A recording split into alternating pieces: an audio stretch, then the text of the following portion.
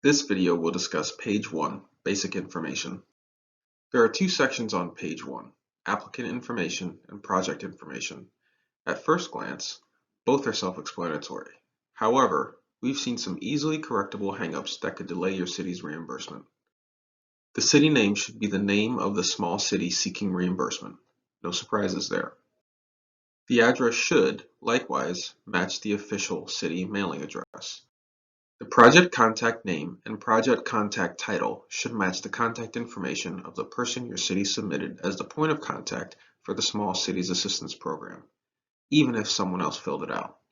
For example, let's say the city manager, Horatio Hamburger, is the point of contact on file, but your Director of Emergency Services, Doonesbury Douglas, fills out the reimbursement request and uses his own information. If Harris County does not list Mr. Douglas as the point of contact for SCAP, we will have to contact Mr. Hamburger to ensure the request is legitimate. This takes unnecessary time and will delay the processing of your request. In the alternative, let's say Horatio Hamburger is still a city manager, but his secretary, Cassandra Clay, fills out the form. As long as Ms. Clay inputs Mr. Hamburger's contact information in the applicant information section, and Mr. Hamburger reviews and approves the request, there's now one less hurdle to reimbursement. One important thing to note here is that the project contact will be the first person we turn to if there is an irregularity or duplication of benefits later on. It would be most beneficial for this person to review the document before it is submitted.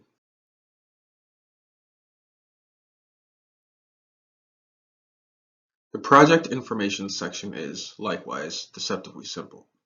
The date of expense should reflect the date or dates that the goods or services were actually purchased, not the full date range of the Small Cities Program.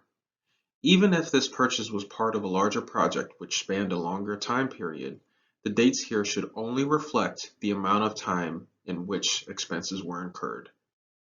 Don't panic when you see the question about insurance. While the answer is most likely no, we still need to ask to ensure there is no duplication of benefits. The scope of work should be as detailed as possible. It should specifically address the circumstances surrounding the expenses on page 2, and it should include the make or model of materials purchased and the eligible activities performed. You can find an example of a scope of work with appropriate detail here.